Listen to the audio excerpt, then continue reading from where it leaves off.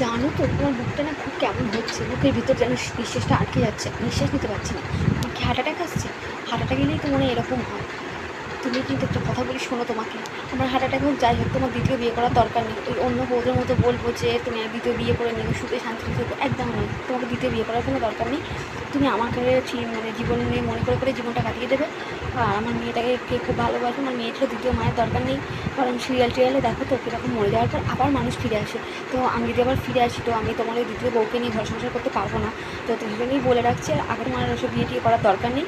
সে চেষ্টা করবে যেভাবে হোক নিজেকে সংযত করে রাখবে, আর সবসময় আমাকে ভালোবাসা দেবে, আমার জন্য প্রার্থনা করবে, আমাকে দোয়া দিয়ে যাবে সারাক্ষণ, ঠিক আছে? আর একটা কথা বলি, বুকের ব্যথাটা কমে গেল মনে হচ্ছে। ও, তাহলে মনে হয় গ্যাস হয়েছিল। ঠিক আছে চল, তাহলে অত চিন্তা করে লাভ নেই, তোমার সাথে আমি লাইফ টাইমে আছি। আমি ভাবছিলাম তুমি বিয়ে টিয়ে করবে, আমার একটু টেনশন হচ্ছিলো, মনে আর কি শান্তি পেতাম না। তো তোমার সাথে আছি, ঠিক আছে, চল, শান্তি।